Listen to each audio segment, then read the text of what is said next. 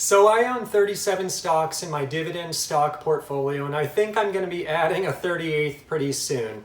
And today I want to discuss a stock in real time that I am looking at. I am entertaining the idea of buying this stock. I'm going through the analysis, and I'm going to do a two-part video series. Today's video, I'm going to discuss the stock. I'm going to talk about some of the high-level stuff, the history I have with the stock, the background, and then in the next video I'm going to get into some of the financial analysis, the deep financial analysis. And at the end of all of this, I'm actually going to share the spreadsheet as well that I use to analyze this very company.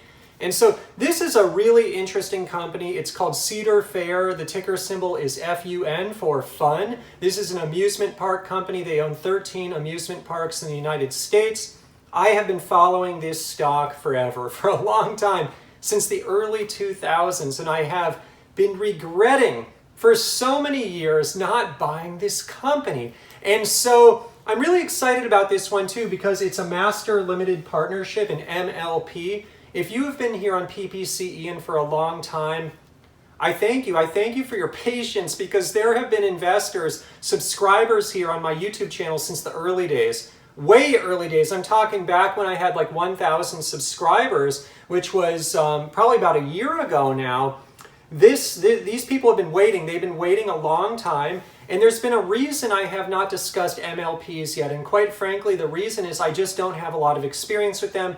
I didn't feel like I had a lot of value to bring to the table. But you know what? This may be the first MLP that I'm personally buying in my portfolio. I am starting to learn more about MLPs, how they work, what they are. I'm going to discuss that in today's video. I think it's a really exciting topic. It's a topic that's been opening my own eyes. I have been so excited to be learning more about MLPs. And so I want to talk about Cedar Fair today. I'm so excited about this one. So let's get started.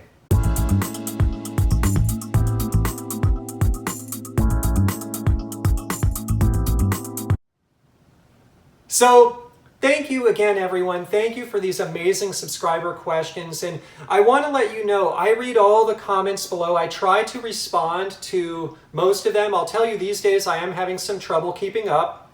And it's been trouble. I've been having trouble balancing everything in my life. There's just so much to do. But you have my commitment here that I am going to keep vlogging here on YouTube. I'm going to keep sharing these videos twice a week. I love it. I'm all about dividends, and I will do my best to respond to all of the comments, but I know right now I have a backlog. I have a few days, or if not a week or so of comments that I just haven't had time to get to, but I will get to them. But what I want to point out here is these comments mean the world, because even if a comment doesn't turn into a video response right away, eventually I will get to it. And I have received this question so many times about MLPs that I'm just so excited to finally discuss it today. So anyway, Cedar Fair.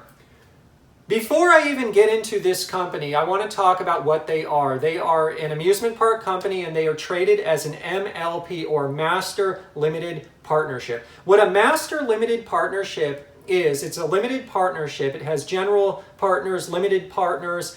It's publicly traded so that people can go out and buy shares, or they're actually called units in this case. If one owns stock in Cedar Fair, they're called a unit holder. And what's interesting about MLPs is they actually historically have applied more to the energy sector, to the pipeline sector, to energy. But these guys, they apply it to the amusement park industry. And we'll get to this later. But I would argue actually that these guys are not only about amusement parks. This is a real estate company. This here is a real estate company. Just like McDonald's, they're not just a fast food company, they're a real estate company. If you've been following me for a while, you know that I love real estate, and so MLPs. So one of the most important things about MLPs, and this is something that anyone getting into MLPs has to be ready for, is the notion of the K1. When it comes around to tax time each year, if one owns a dividend stock like McDonald's, typically one will receive what's called a 1099 DIV in the mail. It'll show them how much dividends they got, whether they're qualified or not. Typically the stocks that I own are typically paying qualified dividends. You plug it into your taxes, real easy. The difference with a master limited partnership is one is a unit holder. They're not a shareholder. They're actually a limited partner in the business. And what this means is at tax time, one will receive what's called a K1. I personally already know how to deal with K1s because I have K1s coming in from other sources, from investments that I've made over the years in private companies. Typically, the K1s that I receive are for LLCs, limited liability companies. But this same concept of the K1, it applies to the master limited partnership. And so the thing about K1s is sometimes they come a little bit later. The deadline for getting these K1s out, it's typically a little later. And so it may push someone. If one really feels like they have to file their taxes on April 15th, sometimes it cuts it close. The K1 may be coming in at the last minute. However, what one can do sometimes is file an extension on their tax return and then file their official taxes later, and it buys more time for these K1s that come in late. I don't know when the K1 typically comes for Cedar Fair, but if and when I buy this stock, I will certainly find that out in future years. And if you're a Cedar Fair shareholder or unit holder, comment below. What has been your experience with the K1s? Do they typically come early? Do they come late? How do the K1s roll in for Cedar Fair? It's something to be ready for. And what I'm trying to convey here as well is a K1, sometimes it's a little bit more complicated. It's a more complicated instrument than a 1099 div. So if you're doing your own taxes, when it comes time to do taxes in a master limited partnership, it may be time to actually hire an accountant, hire a tax professional. Certainly when someone starts getting a lot of K1s, the picture gets more complex. It's not a concern for me though, because I already deal with K1s all the time. I know how to deal with them. I have a system in place, and so it's not a barrier to entry for me, but it could be for some people who don't have to deal with K1s right now. So moving on, what else about master limited partnerships? It's a pass-through entity. So what's real interesting about an MLP is the taxes are not paid at the partnership level. They're not paid at the partnership level. All of the profits, they flow down to the unit holders. And what happens is one receives their K1 actually divvies up all of the profits of the company based on all the units outstanding, and it divvies them up. If I own 0.1% of all shares, for example, hypothetically, I would be responsible for 0.1% of the taxes owed for this entity. And so it gets a little more complex here. The income is flowing through all the way down to the unit holders. It's not paid at the corporate level. And it's efficient that way. It's oftentimes considered more efficient than a corporation because of that. But at the same time, it can create a little bit more accounting and a little bit more of a headache for someone who is a unit holder. But again, I'm used to this kind of thing. It kind of comes hand in hand with a K1, but something to keep in mind. So what else happens with MLPs? The dividends. This is really interesting. I actually am a little embarrassed to share that I did not know this, but you know what? I'm actually happy to share that I did not know this because I've been investing for over 20 years and I'm always learning new things. And one of the reasons I love this channel is your comments are oftentimes pushing me forward on my own journey to learn things that I just don't know.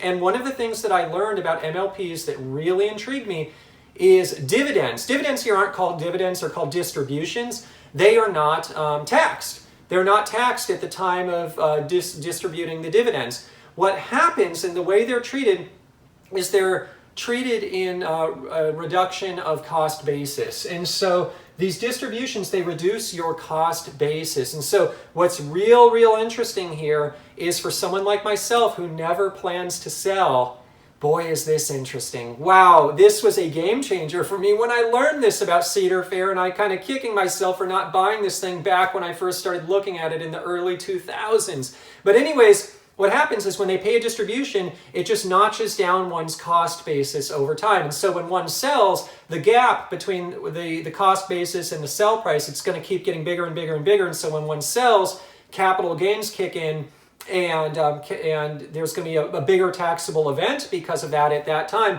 That said, I never plan to sell, and I want to hold the stocks that I buy forever. And so it's real interesting that these dividends are not taxed. They're treated as reduction in cost basis. I love that. That is a real win for this dividend investor. It kind of totally changed my way of thinking about these MLPs I just didn't know before. And so you learn something new all the time in this investing journey. What else? Depreciation. In the world of real estate, there's this concept of depreciation. It's almost considered what some real estate professionals, Robert Kiyosaki, the man behind Rich Dad, Poor Dad line of books, he talks about this a lot. It's called phantom income. When one owns a real estate asset, like a land with some improvements, like an amusement park, like these guys, they own amusement parks, but they also own hotels. They have 1,600 hotel units that are in close proximity to their amusement parks. And over time, the tax code allows these partnerships to depreciate the asset. And what that means is the asset on paper loses value over time. Is it really losing value? In my opinion, no. In my opinion, real estate typically over the long run, it's growing in value as long as it's maintained really well and one really puts their heart and soul into keeping the asset in great condition and almost improving the condition over time. But anyways, this depreciation, it flows through as well. It flows through to unit holders. And again, what's interesting about this is it can help unit holders in their taxes. When the K-1 comes through, that depreciation flows through. Now, my understanding, and I'm not a licensed tax professional, by the way, so I may not have this 100%. I think it's really important to point that out. Surely you will want, if you are interested in MLPs, to go out and discuss this with a licensed tax professional. I'm summarizing here the knowledge I have gained in basically one day's worth of research. Personally, I will be speaking to my own tax advisor about these types of things because I am just getting started with MLPs. I have a lot to learn. But my understanding is the depreciation flows through, phantom income, love it, meaning it cancels out short-term tax consequences. In the short term, because of depreciation, taxes are lower. But what it means in the long run, if one were to sell, is the depreciation, again, reduces one's cost basis, just like these distributions. And so over time, one's tax event, if they were to sell, the taxable gain could be larger because of that phantom income. But anyways, I don't plan to sell, so I don't care if my cost basis goes to zero. It just doesn't matter to me because I never plan to sell. And if I can defer those kinds of taxable events because I am in this for the cash flow, the dividends, I buy and hold forever, boy, that's interesting. And another reason these MLPs are so exciting. So this is one point worth mentioning. And I already kind of talked about this under the topic of K1. The unit holders will be taxed on earnings. So as earnings flow through on the K1s and they're divvied out based on percentage ownership, unit holders are going to be responsible for paying taxes on the company's earnings. And so certainly the unit holders win in the sense that they're not taxed in the short run on distributions. They have that phantom income coming through in terms of depreciation that's helping them on their taxes in the short run. But in the short run, they also are being taxed on the earnings of the company. And these types of companies must pass through most of their earnings other than the earnings required to maintain and grow the business because that's a requirement of this MLP structure. And so certainly net for one investing in a taxable account, my take on this is this structure is probably a better structure than a traditional corporation for this type of business, for this real estate type of business. And certainly these people would not have organized the company in this way if it weren't efficient to do so, if it weren't advantageous to do so. And so again, I don't have a ton of experience with MLPs, but from what I've learned so far, for someone like me who likes to invest in taxable accounts because I want to be able to tap into my income, my cash flow immediately. I don't want to wait for retirement. I want to be able to do it tomorrow if I want to. This certainly seems very interesting, very, very interesting. And certainly, I'm not the kind of investor that's just going to go out and now chase MLPs because I like the way they're structured. I would say this whole MLP thing, it's a nice byproduct of a company I've already been looking at and I would consider buying regardless of the structure. I don't care about the corporate structure, but certainly this is icing on the cake. And it's always fun to learn about something new, something that I had no idea about, that I didn't know about, that I'm learning about. I have a lot of experience with the K1s, but again, it's from the world of like LLCs, not from MLPs. And so, good stuff. now that we have some of that background out of the way, and please comment below if you're an MLP investor, you know a lot about MLPs, you probably know more than I do because I'm just getting started this stuff. Please comment below, share your knowledge with the community. We are all here to benefit, to help each other, to learn, and to improve.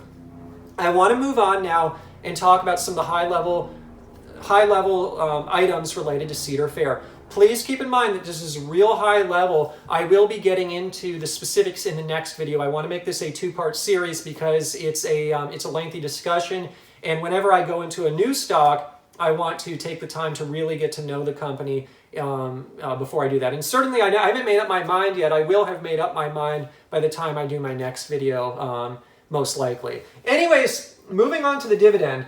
The dividend actually was just raised, and so I wrote this whiteboard here at $3.42 a share per year, paid in quarterly installments. I divide that by the current share price, which is $57.14, and I get 5.99%.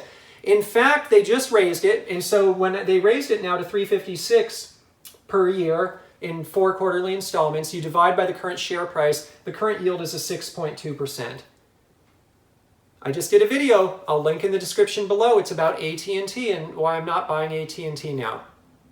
I'm not trying to put down AT&T. In fact, I love this. One of you commented that investing for dividends is kind of like baseball.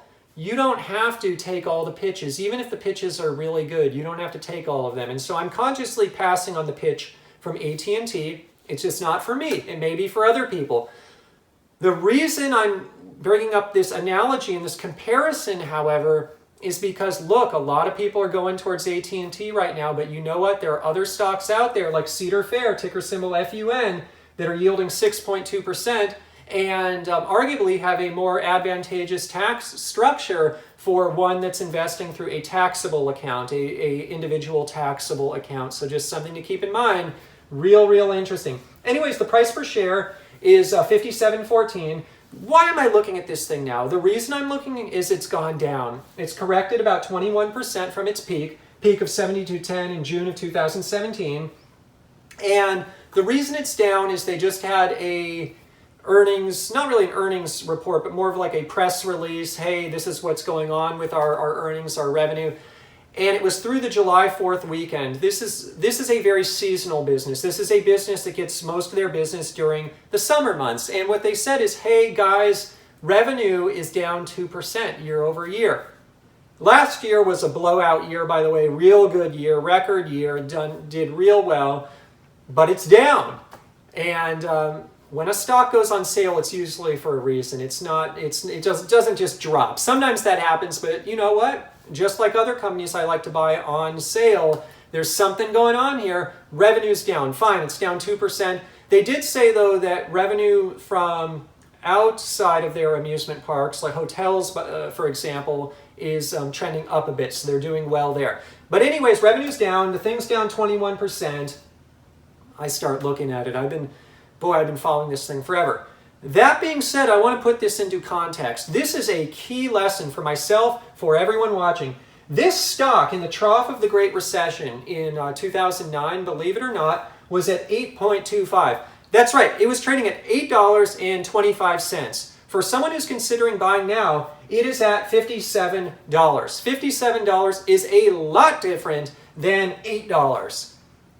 This is the difference between a bull market investor and a bear market investor. When one invests for dividends, investing in this market, honestly, it's not that exciting. I mean, it's always exciting because I love dividends.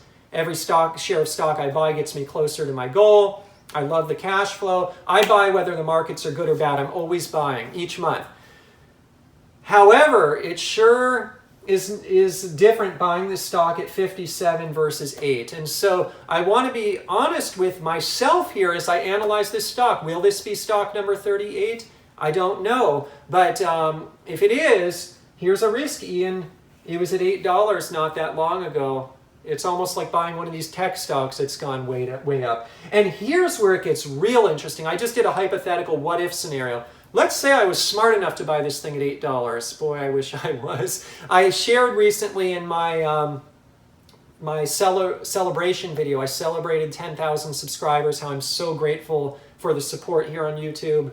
It truly means the world to me. I'll link below. I shared a stock that I own that I'm yielding 17% on cost. And that was a stock I started buying during the Great Recession. I'm pretty proud of myself for that 17% yield on cost. That's a lot different than this hypothetical. If I were smarter, I would have bought this stock during the Great Recession at $8, $8.25. And boy, I didn't even do it by their new dividend. I did this calculation on their old dividend. Anyways, I take their old dividend, I divide by the $8. The yield on cost is 41%. I could have had a stock here that's yielding 41% yield on cost. That is very amazing. I know I will get that one day on a stock that I own, but wow, just to even run that kind of calculation, it's just out of this world. That's amazing. And so the point here is just be aware. Be aware of the market that we're in. We're not in that market now. We're not in that $8 market. We're in the $57 market. And yeah, 57 is better than 72, but we're in the $57 market. And so if one is thinking holistically here, where are we at? What's going to happen? No one knows where we're going to go next. No one knows. But the point is that this is not the $8 market. One day again, we will have it. Everyone will be scared. A lot of people will be running, saving cash, getting scared. But I think this is a reminder here that if that kind of opportunity ever comes up again, boy, it's going to be an exciting opportunity, just a great, great opportunity. Anyways, that's a risk though, because I don't want to buy this thing at 57 and have it go to 8. Yeah, I buy and hold forever and I don't care about capital appreciation. I don't really care about the aggregate value of my portfolio. That said, if I buy it at 57 and it goes down to 8, that's not going to be a good thing. And so I kind of see that as a risk. At this thing, boy, it's come a long way. It's come a long way.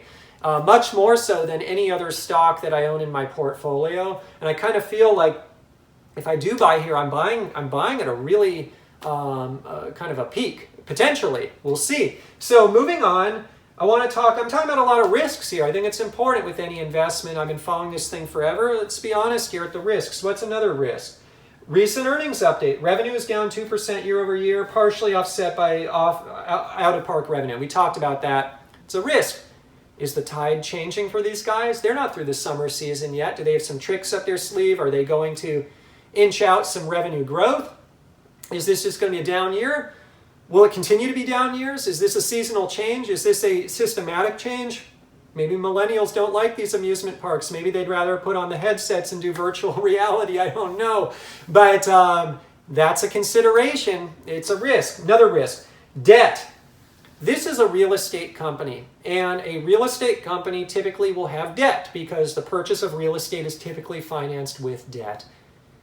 I looked at the maturity date on some of their debt and it's coming up. They have $1.185 billion coming up in 2024.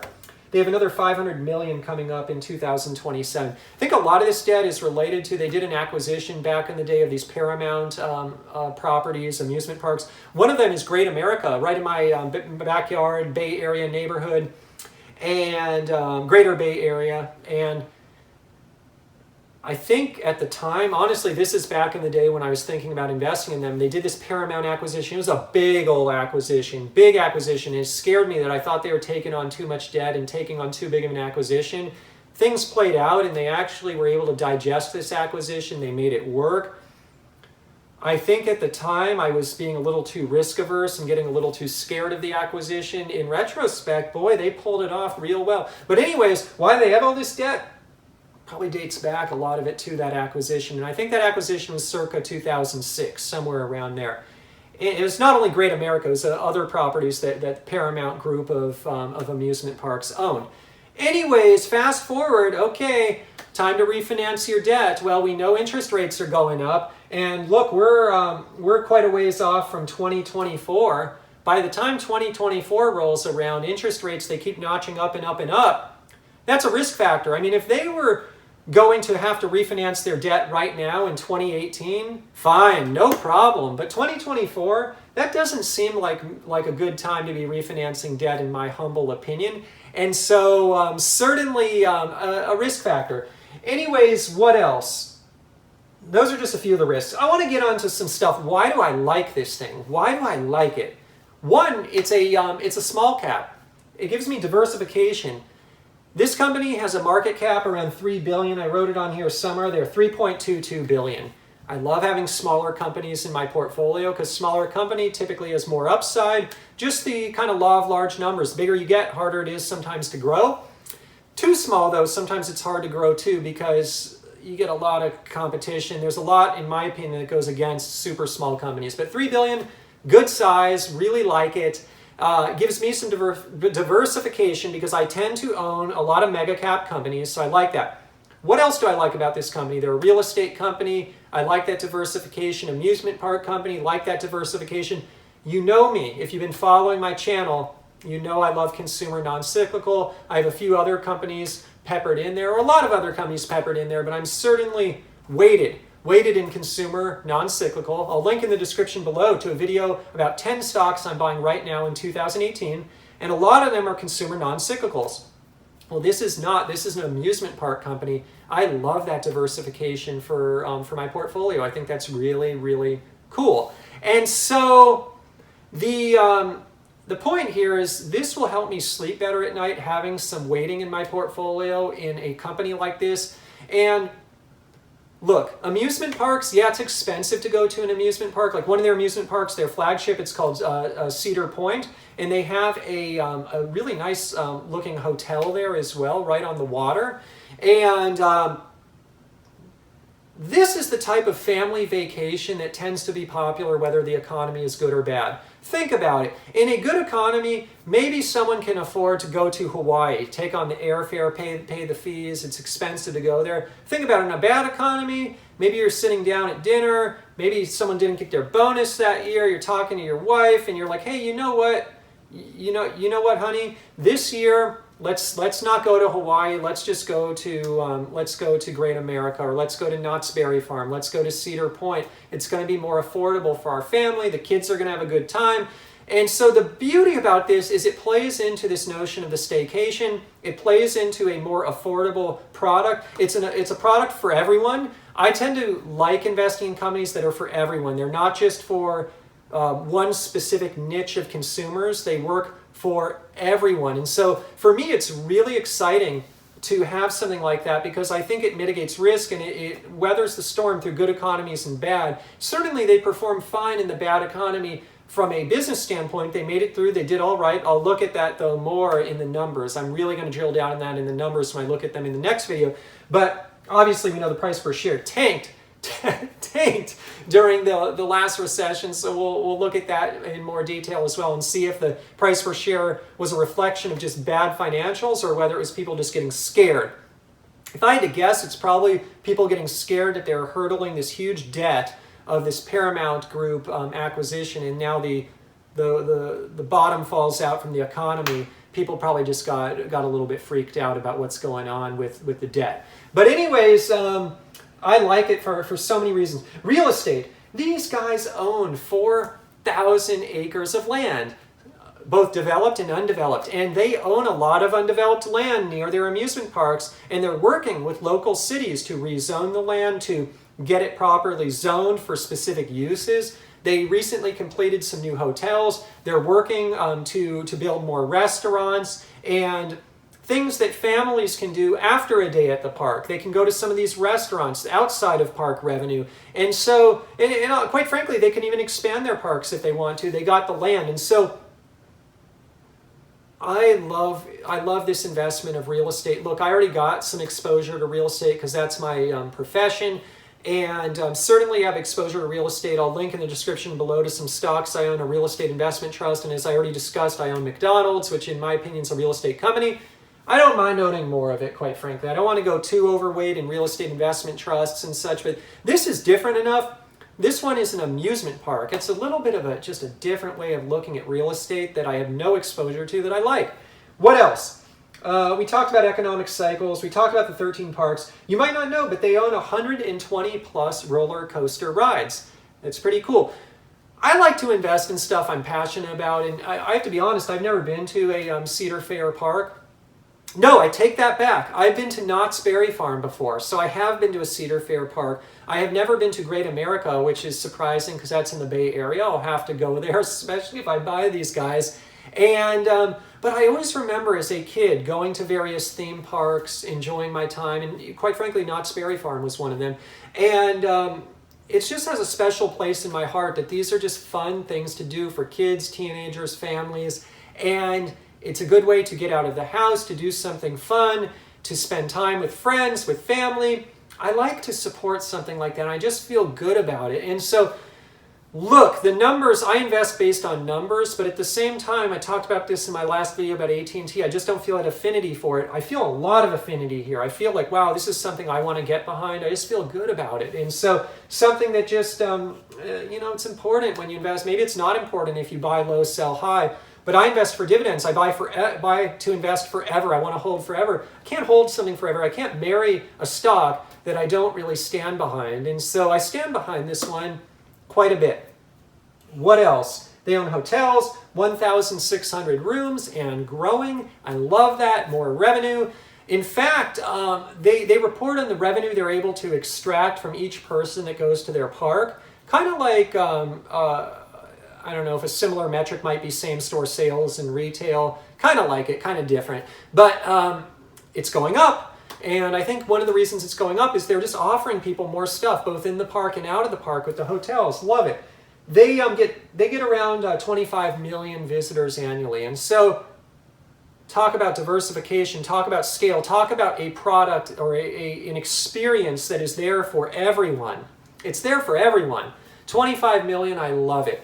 What's some other, I talk about risks. One fact maybe that I don't like as much, they're just in the US, so you got that geo-centralization. If you have been following my YouTube channel, you know that I personally like global diversification, so I think that's one of the downsides here. Certainly, it doesn't surprise me that they don't have global diversification because they're just a smaller company. They're only 3 billion market cap. And quite frankly, I don't know how this MLP structure would apply globally. Certainly it works in the US because it's part of the US tax code, but would it work globally? I just don't know. Maybe that's part of the reason that it's just centered in the US as well. So before I close out today, two more things. One, I'm going to be doing an Excel spreadsheet here that I'm going to share with everyone. If you want to receive that Excel spreadsheet on Cedar Fair, I'll link in the description below and also in the comments. Sign up for my email newsletter. It will, if you're on the newsletter, you will receive it. Actually, if you sign up for the newsletter, the first thing you'll receive is this yield on cost worksheet that I've already prepared. But the next thing that's coming when I release my next video on Cedar Fair, part 2 of 2, you'll receive the model as well, the Excel analysis of Cedar Fair. So that will be coming. So please sign up if you're interested. It's free, and you can certainly unsubscribe at any time. And the other thing I want to mention is my history with this thing. I've been watching this stock forever. I can't believe I have not bought it already, but it happens. And so I've been watching this thing since, I'd say, circa 2006 or even before then.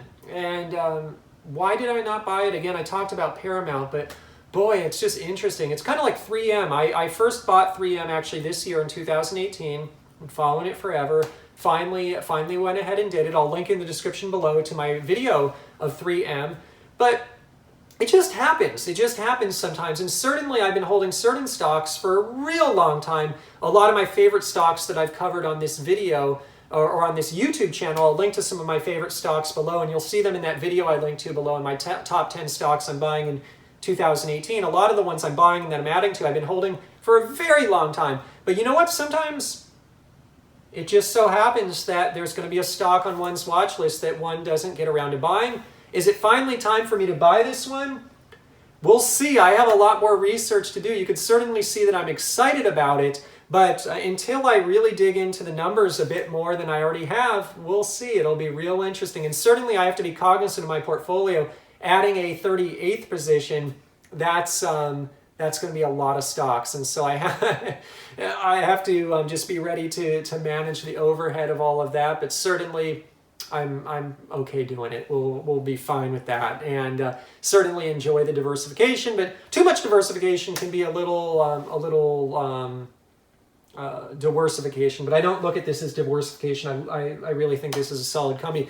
In fact, again, you'll see this in the Excel spreadsheet. I didn't list it here because I couldn't cover everything here. There's only so much space. But this company, over the last 30 years that they've been public, has the compounded return, aggregate return, has far surpassed the benchmarks. And sometimes I get questions here, hey, why don't you just invest in the index fund? Well, this is a living example of a company that has crushed the index fund. And so that's not that important to me because I'm just investing for cash flow, so I don't really care about aggregate return, but I know a lot of people do, so I'm just mentioning it, and I think it's worth noting. So thank you for watching today's video. I'd love to hear, have you heard of this company before? What do you think of it? Put it in the comments below. I do thank you for your patience that I have been a little bit slower on these comments these days, and I really do value them and look at all of the comments, and I will do my best to respond to all or most of them, a lot of them. We'll see how much time I come up with here. I'm just so thankful, though, for the community here. Before I leave today, in terms of full disclosure, I want to disclose that I own some of the stocks mentioned today. I own stock in 3M Company, ticker symbol MMM. I own stock, I am long on McDonald's, ticker symbol MCD. And it is very likely that I will be buying within the next 1 or 2 weeks this company, Cedar Fair, ticker symbol FUN. And I'll know for sure when I post my next video and I've done all the analysis that I need to do.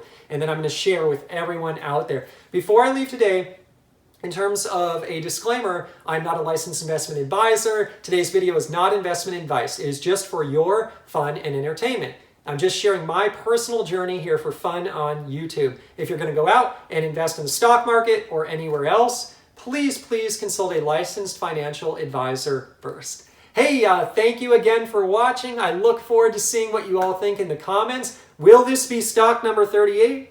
I don't know, but we're all going to know. And I'll know really soon. I will see you in the next video.